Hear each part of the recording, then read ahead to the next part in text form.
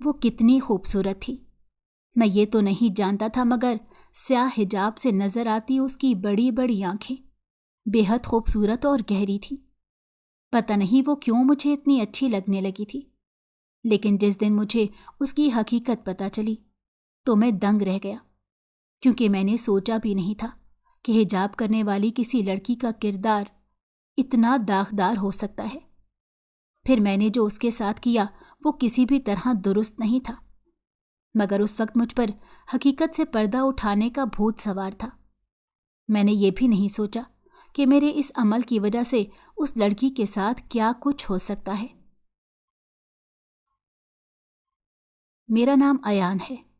میرا تعلق ایسے طبقے سے تھا جہاں روپے پیسے کو ہاتھ کی میل سمجھا جاتا ہے۔ میں ایک بہت امیر گھر میں منہ میں سونے کا چمچ لیے پیدا ہوا، اور میرا سارا بچپن پیسے کی چکا چوند بھری دنیا میں گزرا تھا۔ محرومی اور تنگی کیا ہوتی ہے مجھے تو یہ معلوم تک نہیں تھا، کیونکہ میں نے اپنے ارد گرد بھی ایسے لوگوں کو نہیں دیکھا تھا جو مشکل حالات میں زندگی گزار رہے ہوں۔ میرے لیے تو وہی زندگی تھی جو میں گزار رہا تھا۔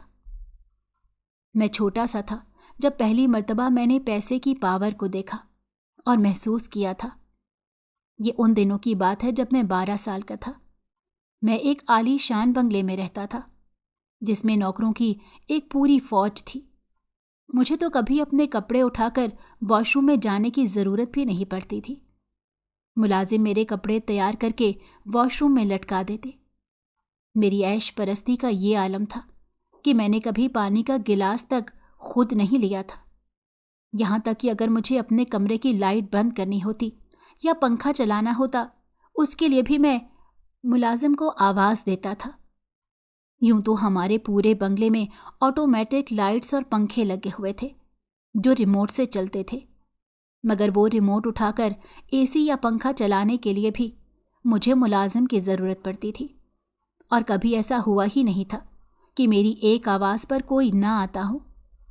میں نے یہ سب کچھ اپنے مما پاپا سے سیکھا تھا، جو وہ کرتے تھے اور جو کچھ میں دیکھتا آیا تھا میں بھی وہی سب کرتا تھا۔ میں نے اپنے پاپا کو چھوٹی سے چھوٹی غلطی پر بھی ملازموں پر چیختے چلاتے ہوئے دیکھا تھا، حتیٰ کہ جب ہم کھانے کی میز پر بیٹھے کھانا کھاتے تھے اس وقت بھی 4-5 ملازم ہمارے ارد گرد کھڑے رہتے جو پاپا کے اشارے سے ہی سمجھ جاتے تھے کہ انہیں کس چیز کی ضرورت ہے۔ ایک مرتبہ ایک ملازمہ کی بیٹی سے ہمارے بنگلے کا ایک قیمتی گلدان ٹوٹ گیا، تب مما نے اسے سزا بھی دی اور اس کی تنخواہ سے پیسے بھی کاٹے۔ یہ سب کچھ دیکھ دیکھ کر میرے دل و دماغ میں بیٹھ گیا تھا کہ پیسہ سب سے بڑی طاقت ہے۔ آپ اپنے پیسے کی بدولت جو چاہے کر سکتے ہیں، یہاں تک کہ انسانوں کو بھی اپنا زر خرید غلام بنا سکتے ہیں۔ یہی وجہ تھی کہ میرے نزدیک نہ تو کسی انسان کی کوئی ویلیو تھی اور نہ ہی مجھے یہ معلوم تھا کہ غربت کس چڑیا کا نام ہے اور مجبوری انسان سے کیا کچھ کرواتی ہے۔ ہمارے تو رشتہ دار بھی ہماری طرح بہت امیر تھے۔ مما اور پاپا کا اٹھنا بیٹھنا بھی ایسے ہی لوگوں میں تھا۔ دراصل میرے پاپا بزنس انڈسٹری میں ایک بہت اہم مقام رکھتے تھے۔ ان کا ایک نام تھا اور میرے لیے ان کا نام ہی کافی تھا جو میرے نام کے ساتھ جڑا ہوا تھا۔ میرا سارا بچپن تو مما پاپا کے ساتھ یہی سب کچھ دیکھتے ہوئے گزرا تھا، لیکن جب میں 9ویں کلاس میں گیا اور میں نے چیزوں کو اپنے طریقے سے دیکھنا اور سمجھنا شروع کیا تو کچھ ایسے شوق میرے اندر پنپنے لگے جو مجھے کچھ الگ کرنے پر اکساتے تھے۔ میرے اندر ایک بے چینی رہنے لگی تھی۔ میرے پاس جو موجود تھا پتہ نہیں کیوں میں اس میں خوش نہیں تھا۔ مجھے کچھ نیا سے نیا کرنے کی پڑی رہتی تھی، خاص طور پر جن چیزوں میں میری دلچسپی پیدا ہو جاتی میں تجسس کے مارے اس چیز کے پیچھے پڑ جاتا۔ یہی وجہ تھی کہ میں کبھی کسی ایک چیز پر ٹکتا بھی نہیں تھا۔ میٹرک میں پہنچنے تک میں نے 10 فون بدل لیے تھے۔ جب میں 9ویں کلاس میں تھا اس وقت پاپا نے مجھے پہلا موبائل فون خرید کر دیا تھا۔ اس کے بعد جو نیا ماڈل آتا میں وہ خرید لیتا تھا، کیونکہ مجھے نہ تو اپنی جیب سے پیسے بھرنے پڑتے تھے اور نہ ہی اپنا پسندیدہ فون لینے کے لیے किसी की मिन्नतें करनी पड़ती थीं, क्योंकि मैं पापा से जितने पैसे मांगता वो मुझे दे देते थे। वो एक मर्तबा भी ये नहीं पूछते थे कि मुझे पैसे क्यों और किस काम के लिए चाहिए, जबकि मम्मा लाजमी पूछा करती थी। वो पापा मेरे सामने ही मम्मा को कह देते कि हमारा बेटा इकलौता शहजादा है, जो कुछ हमारे पास है वो सब इसी का है। ऐसी दौलत का क्या फ़ायदा जो मेरे बेटे की खुशी न पूरी कर सके। इसलिए वो जो चाहता है इसे करने दो। मम्मा पापा की इस बात पर हंसने लग जाती। उन्होंने कभी भी मुझे समझाने की कोशिश नहीं की थी, इसलिए मुझे लगता था कि मैं जो कुछ भी करता हूँ वो ठीक करता हूँ और अंधाधुंध पैसे खर्चना मेरा पूरा हक है, क्योंकि आखिर में माँ बाप की इकलौती औलाद था। पापा जो कुछ भी कमा रहे थे वो मेरे लिए ही तो था। मेरे पापा की फैक्ट्रियाँ थीं जिनमें कपड़ा बनता था, और वो कपड़ा ना सिर्फ मुल्क के मुख्तलिफ शहरों में जाता था बल्कि बाहर से भी पापा को क्लाइंट्स मिलते थे। इसलिए बड़े बड़े प्रोजेक्ट मिलने पर पापा को लाखों करोड़ों का फ़ायदा होता था। मम्मा के पास उनकी अलग गाड़ी थी और पापा अलग कार रखते थे। उसके बावजूद हमारे बंगले के पोर्च में 4 गाड़ियां खड़ी रहती थीं। हर वक्त एक ड्राइवर घर में मौजूद रहता ताकि मैं उसके साथ जहां चाहूं जा सकूं।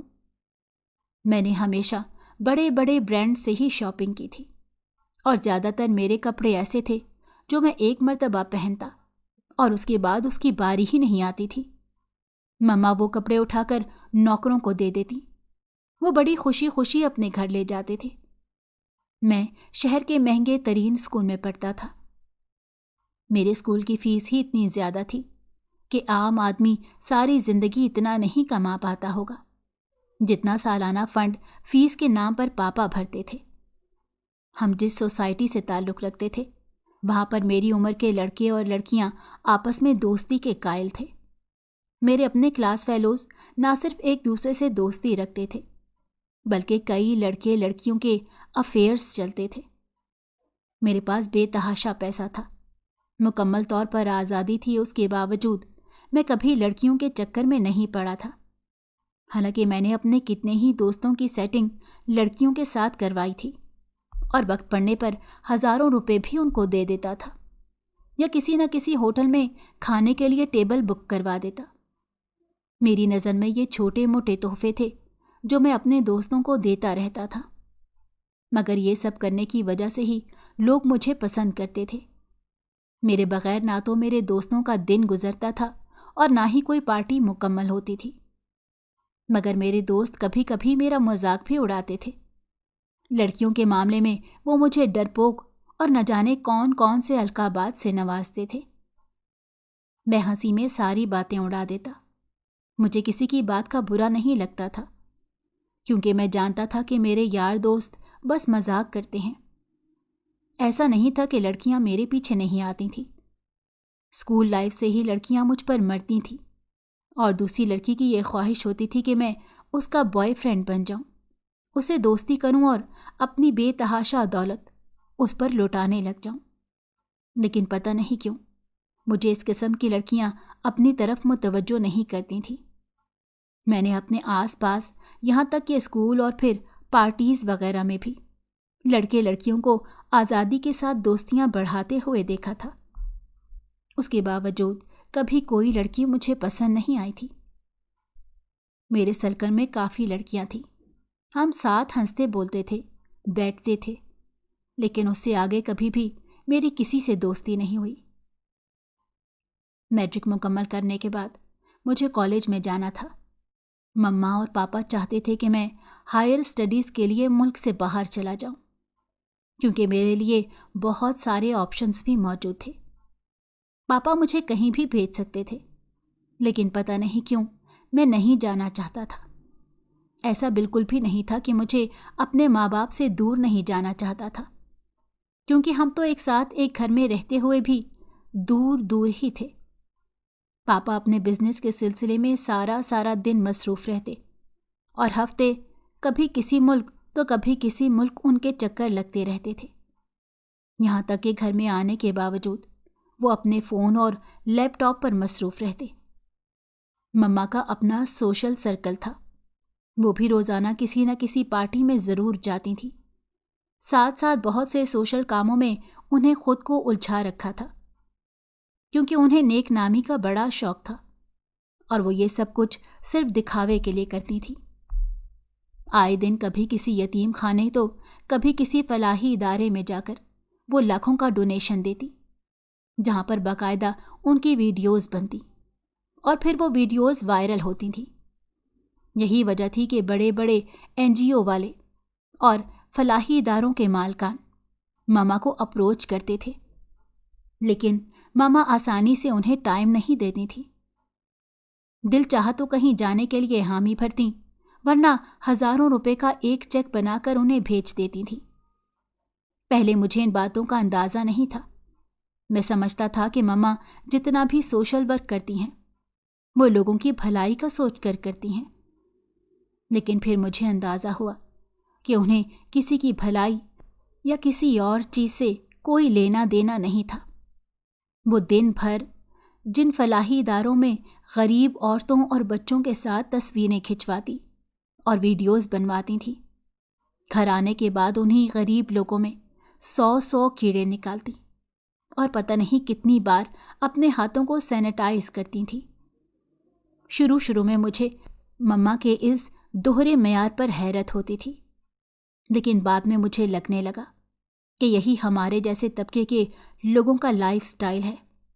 اگر ہم لوگ اپنے آپ کو بھلا کر غریبوں کے ساتھ گھل مل جائیں تو پھر ہم میں اور ان میں کیا فرق رہے گا؟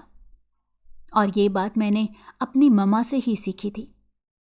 مما پاپا کی اپنی اپنی ترجیحات اور مصروفیات تھیں، نہ وہ دونوں ایک دوسرے کے معاملات میں دخل دیتے تھے اور نہ ہی انہوں نے کبھی مجھے کچھ سمجھانے یا بتانے کی کوشش کی تھی۔ میرا جو دل چاہا میں نے وہ کیا، اور جو راستہ مجھے ٹھیک لگا میں وہی اپناتا چلا گیا۔ کالج میں جانے کی جب باری آئی تب میں نے مما پاپا کو انکار کر دیا کہ میں کسی بھی حال میں ملک سے باہر نہیں جاؤں گا، کیونکہ میرا دل ہی نہیں چاہتا تھا۔ میں اپنا سوشل سرکل چھوڑ کر ایسے لوگوں میں جا کر نہیں بسنا چاہتا تھا جہاں پر کوئی کسی کی طرف دیکھتا بھی نہیں ہے، اور پھر پڑھائی سے مجھے کچھ خاص لگاؤ بھی نہیں تھا۔ مجھے کون سا پڑھ لکھ کر اپنی قابلیت کے جھنڈے گاڑنے تھے، یا پھر ڈاکٹر انجینئر بن کر اپنا مستقبل روشن کرنا تھا۔ میرے لیے تو پاپا کا بزنس کافی تھا۔ جب میں نے باہر جانے سے انکار کر دیا تو پاپا نے میرے داخلے کے لیے 2-3 کالج کے نام میرے سامنے رکھے اور کہا کہ میں جس کالج میں چاہوں گا وہ میرا داخلہ وہاں کروا دیں گے۔ جو کالج پاپا نے سلیکٹ کیے تھے وہ شہر کے مشہور اور مہنگے ترین کالج تھے، مگر اب میں اتنے ہائی فائی تعلیمی اداروں میں نہیں جانا چاہتا تھا۔ شاید میرا دل اوب گیا تھا، اس لیے میں نے اس کالج کا انتخاب کیا جہاں پر امیروں کے ساتھ ساتھ مڈل کلاس فیملیز کے لڑکے لڑکیاں بھی پڑھتے تھے۔ جب میں نے پاپا کو کالج کا نام بتایا تو وہ بڑے حیران ہوئے۔ انہوں نے مجھے منع کیا، اور ماما نے بھی یہ کہا کہ جب میرے پاس بہترین سے بہترین آپشن موجود ہے تو پھر مجھے کسی ایسے کالج کا انتخاب کرنے کی کیا ضرورت ہے۔ مگر میں تو وہی کرتا تھا جو مجھے ٹھیک لگتا تھا یا جو میرا دل چاہتا تھا۔ جب مما اور پاپا سمجھ گئے کہ میں اپنے فیصلے سے پیچھے نہیں ہٹنے والا تو انہوں نے میرا داخلہ وہیں پر کروا دیا جہاں میں جانا چاہتا تھا۔ میرے دوست بھی حیران تھے، لیکن وہ جانتے تھے کہ میں من موجی سا بندہ ہوں۔ نئے کالج میں داخلے کے بعد میرے لیے بہت ساری چیزیں نئی تھیں جو زندگی میں پہلی بار سامنے آ رہی تھی۔ حالانکہ میرے یار دوست اور سب سوشل سرکل وہی تھا جس میں شروع سے موو کر رہا تھا۔ رات کو کلب جانا یا کسی نہ کسی دوست کے ساتھ پارٹی اٹینڈ کرنا، یہ سلسلہ تو بڑا پرانا تھا، اور اس سلسلے کو روکنے کا میرا کوئی ارادہ بھی نہیں تھا۔ لیکن اس نئے کالج کو لے کر میں بہت ایکسائٹڈ تھا۔ وہاں جانے کے بعد میں نے دیکھا کہ اس کالج میں بھی زیادہ تر امیر گھرانوں کے لڑکے لڑکیاں پڑھتے ہیں۔ بہت کم ایسے اسٹوڈنٹس تھے جو مڈل کلاس فیملیوں سے تعلق رکھتے تھے، کیونکہ ظاہر سی بات ہے اس کالج کی فیس وغیرہ हर आम बंदे की पहुंच में भी नहीं थी, बल्कि मिडिल क्लास तबके ताल्लुक़ रखने वाले लड़के या लड़की के लिए मेरे इस कॉलेज तक रिसाई हो जाना भी बहुत बड़ी बात थी।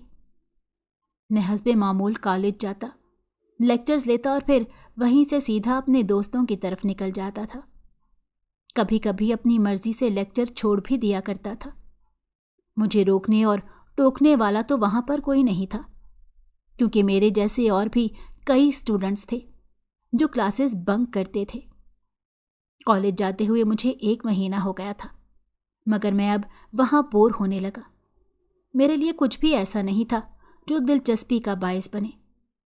मैं ये सोचने लगा कि इससे अच्छा मैं अपने उस फ्रेंड्स के साथ वहीं पर दाखिला ले लेता जहाँ वो सब गए थे। कम से कम अच्छी कंपनी तो मिल जाती। मैं 1 महीने बाद ही सोचने पर मजबूर हो गया था कि मुझे ये कॉलेज छोड़कर अपने दोस्तों के साथ उनके कॉलेज में चले जाना चाहिए। मगर एक दिन कुछ ऐसा हुआ जो मुझे अपनी तरफ मुतवज्जो करने के लिए काफ़ी था।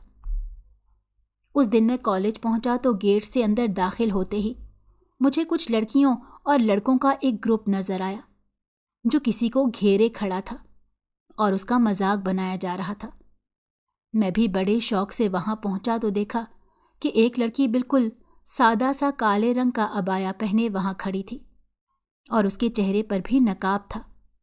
हाथ में चंद किताबें और कंधे पर शोल्डर बैग झूल रहा था, जिसे देखकर मालूम हो रहा था कि वो लड़की अमीर घराने की नहीं थी, बल्कि उसका सारा हुलिया ही आम सा था।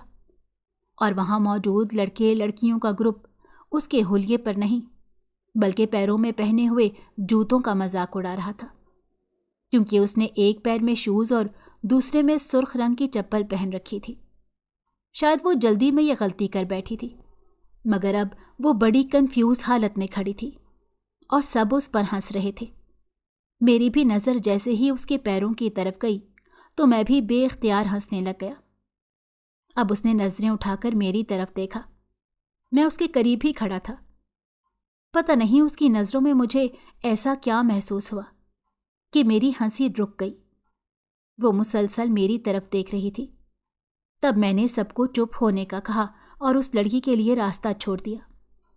वो तेज़ तेज़ कदम उठाती हुई अंदर चली गई। जब मैं क्लास में पहुंचा तो मेरी ही क्लास में बैठी हुई थी। एक के बाद एक प्रोफेसर आता गया। सारे लेक्चर्स होते गए, मगर उस लड़की ने प्रोफेसर और नोटबुक के अलावा कहीं इधर उधर देखा तक नहीं था। हालांकि मेरी नज़र कई मर्तबा उस पर गई, मगर मजाल है जो उसका ध्यान अपनी नोटबुक और प्रोफेसर से हटा हो। फिर तो उसे नोट करना मेरा शौक बन गया।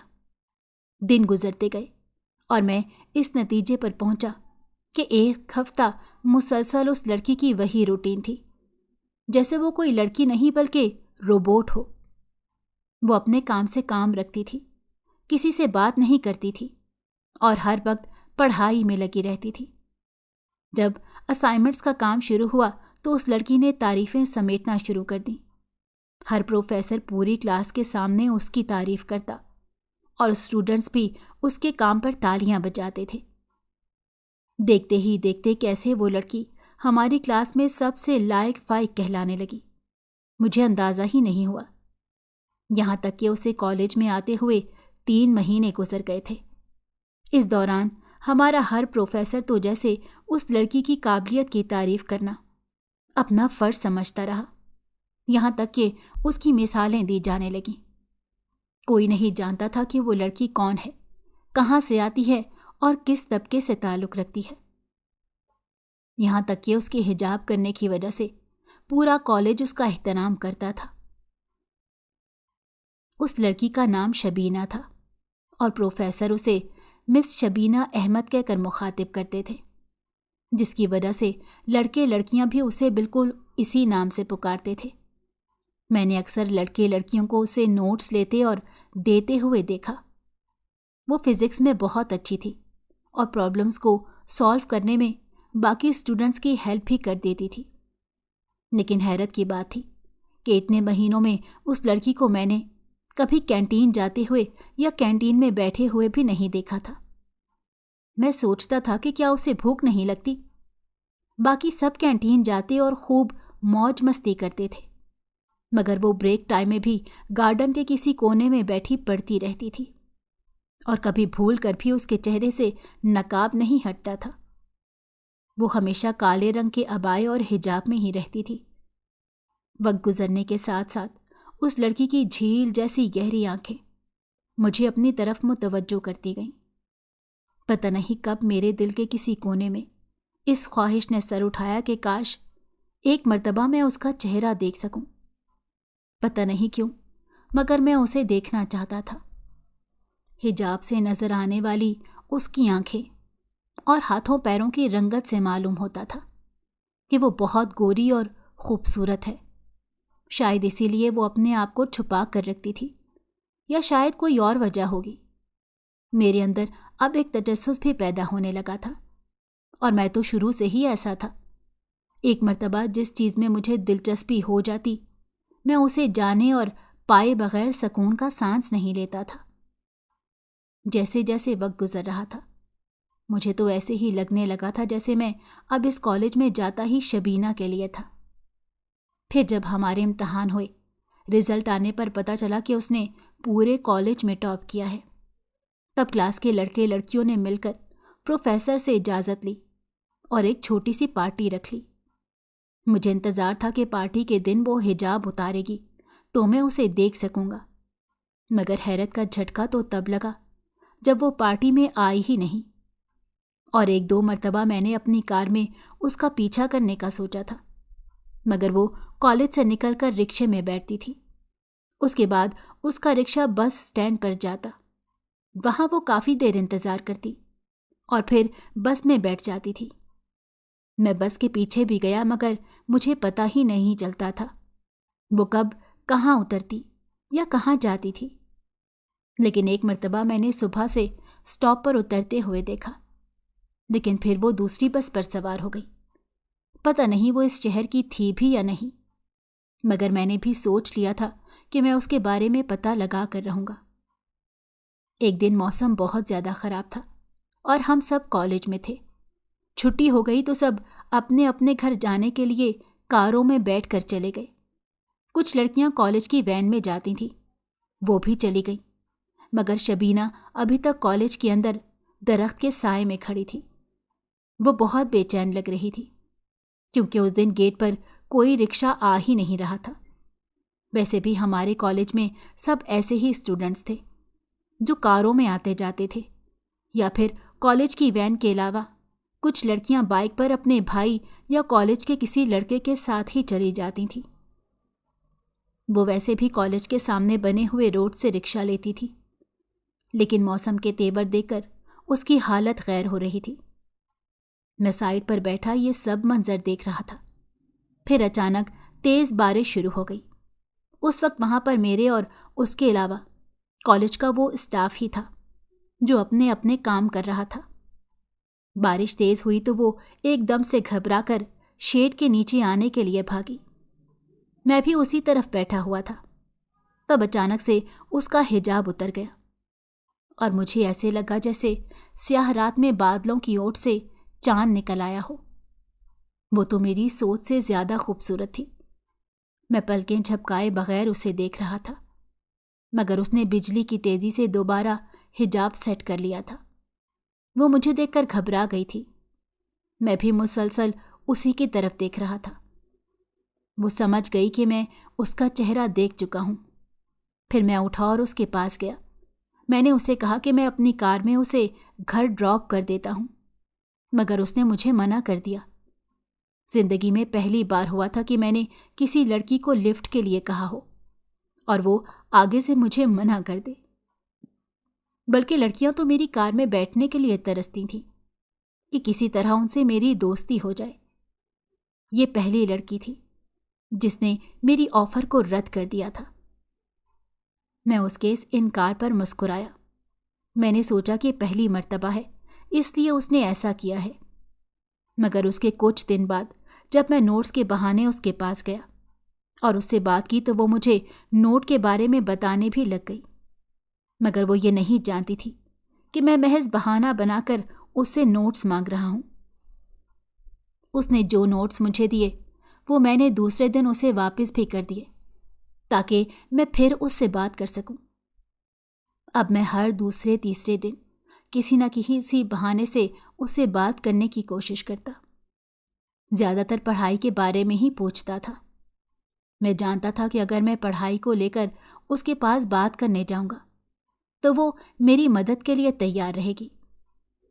ایک دن اسی طرح میں نے اس سے کہا کہ وہ مجھے بہت پسند ہے اور میں اس سے دوستی کرنا چاہتا ہوں۔ میری بات سن کر اس نے کوئی جواب تک نہیں دیا، یہاں تک کہ میری طرف دیکھا بھی نہیں اور اپنی کتابیں اٹھا کر وہاں سے چپ چاپ چلی گئی۔ مجھے ایسے لگا جیسے اس نے میری دوستی کی آفر کو نہ صرف ریجیکٹ کیا ہے بلکہ ایک تھپڑ بھی میری شکل پر مار دیا تھا۔ میں پہلی بار کسی لڑکی کی طرف متوجہ ہوا تھا، اس لیے مجھے بہت زیادہ انسلٹ محسوس ہو رہی تھی۔ میں تو یہ سوچ بھی نہیں سکتا تھا کہ کوئی لڑکی میرے ساتھ اس طرح بھی کر سکتی ہے۔ میرے دل میں اسی وقت شبینہ کے لیے غصہ پیدا ہوا اور میں نے سوچا کہ میں اس لڑکی کے ساتھ دوستی کر کے رہوں گا، مگر اب اسے خود چل کر میرے پاس آنا ہوگا۔ میں ہر حال میں اس کا غرور توڑنا چاہتا تھا اور پھر میں اس موقع کی تلاش میں رہنے لگا کہ کب میں شبینہ سے اپنی بے عزتی کا بدلہ لے سکوں۔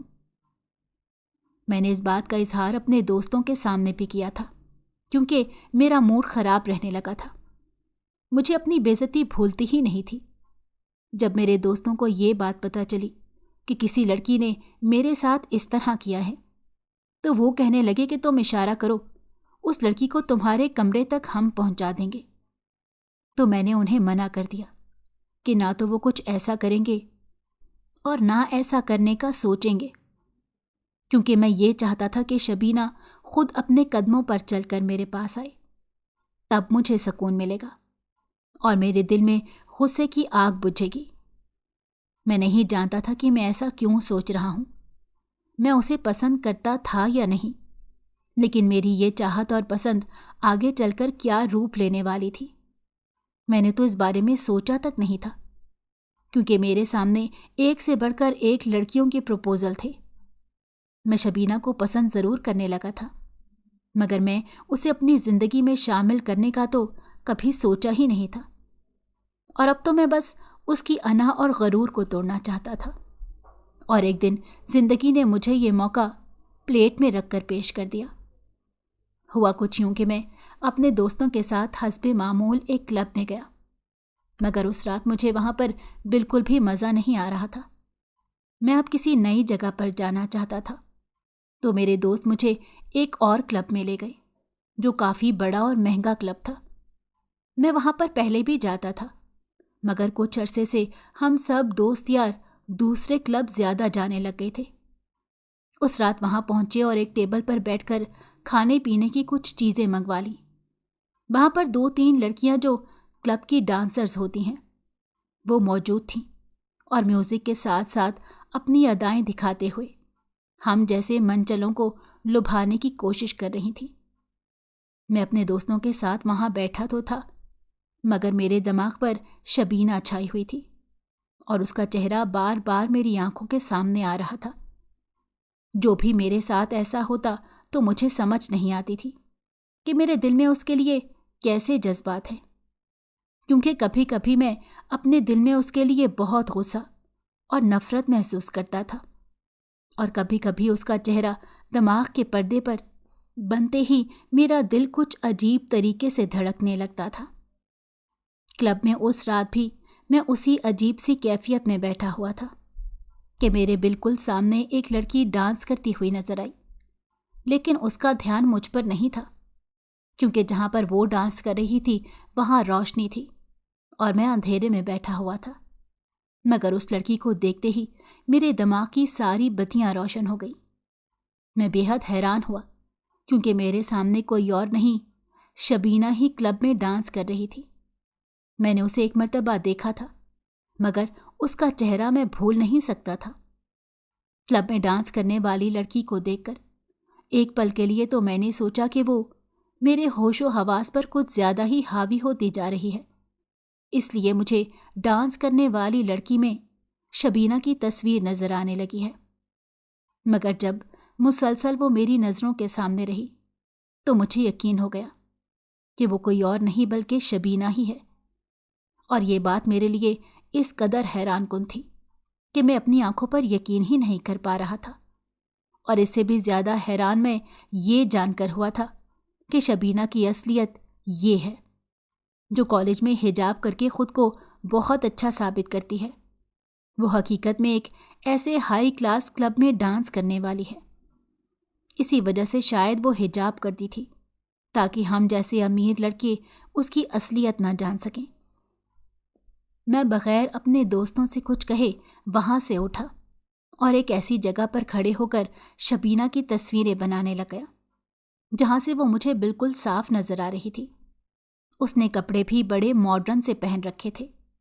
हाँ, ये अलग बात थी कि उन कपड़ों से उसका जिस्म नज़र नहीं आ रहा था, मगर उसे पर्दा भी नहीं कहा जा सकता।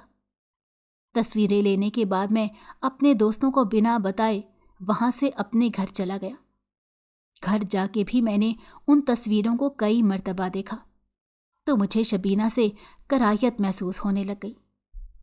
ऐसा नहीं था कि मैंने किसी लड़की को नाचते हुए पहली बार देखा था या मेरे सामने लड़कियां आज़ाद नहीं फिरती थीं।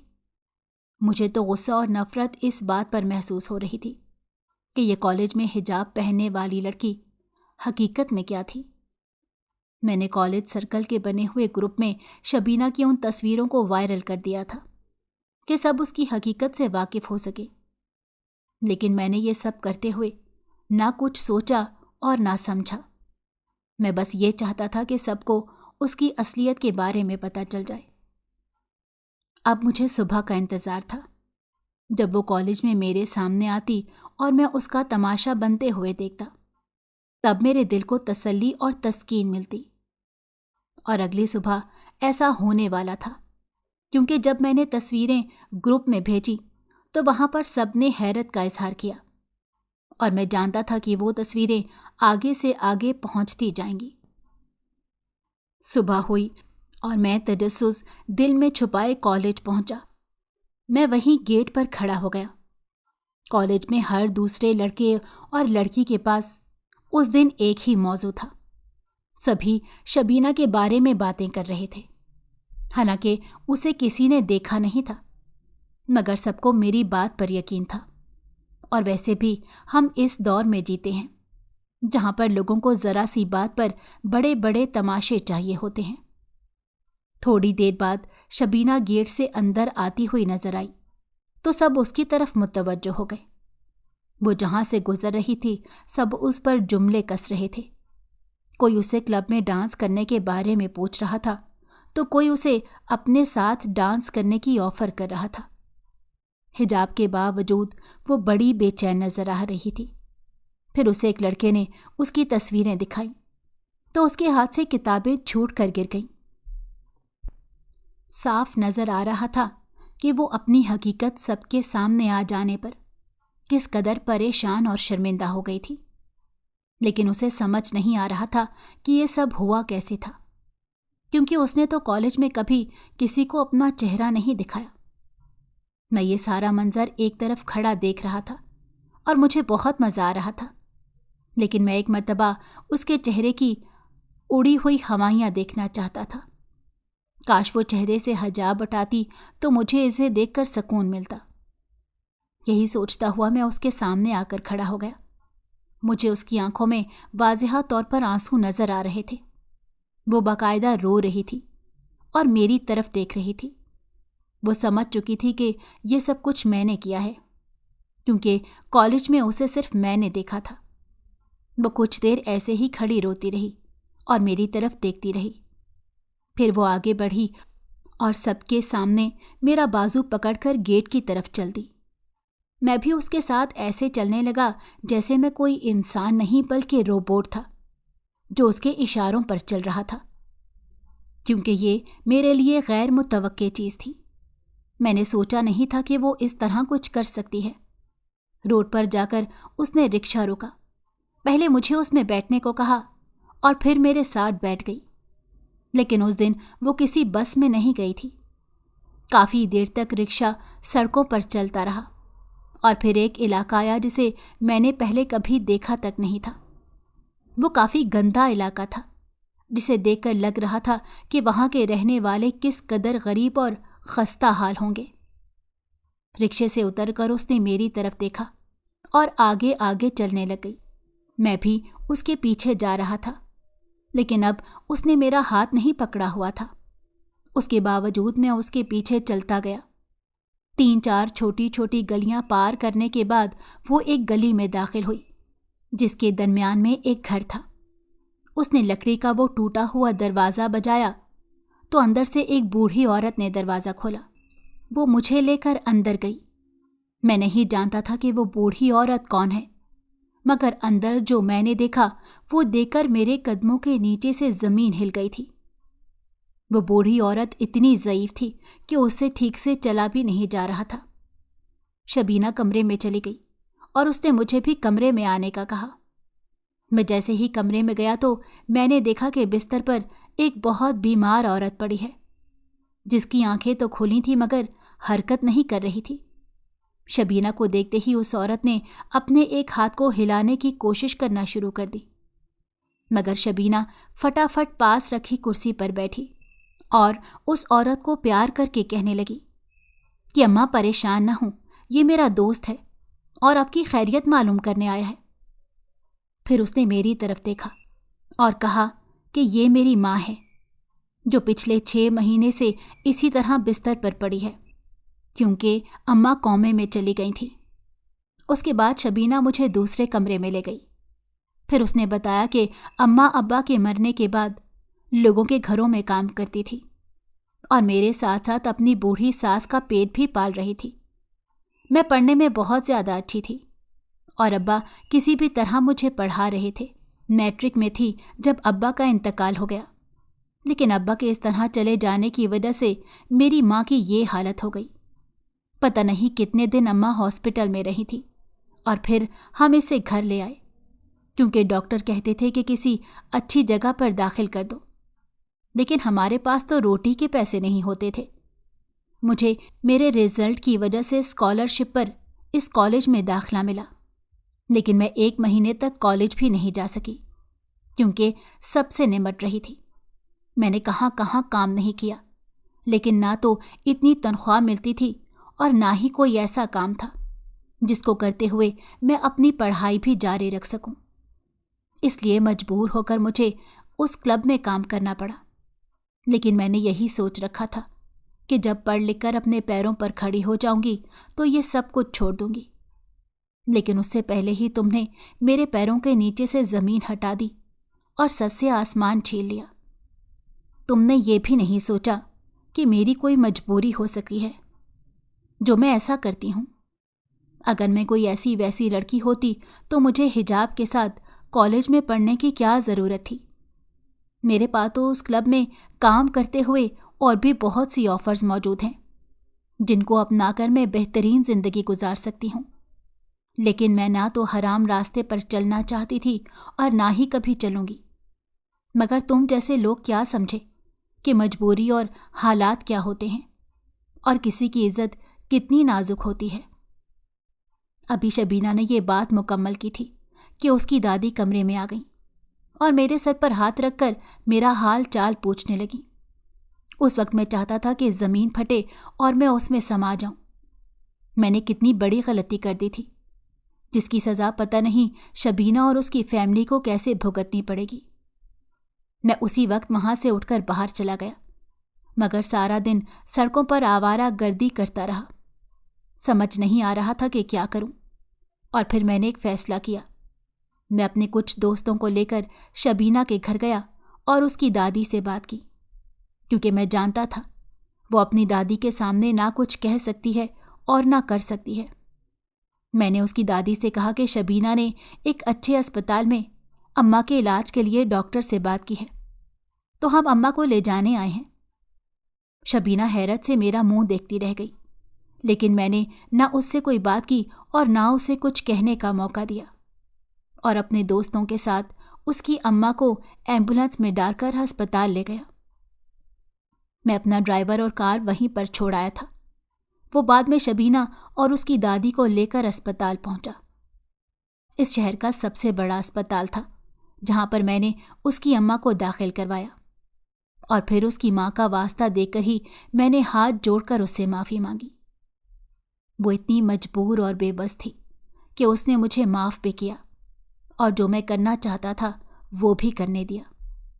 میں نے اسپتال کے پاس ہی ایک فلیٹ میں شبینہ اور اس کی دادی کو رکھا تاکہ وہ اپنی ماں کی دیکھ بھال بھی کر سکیں، اور پھر شبینہ سے شادی کی بات بھی کر لی۔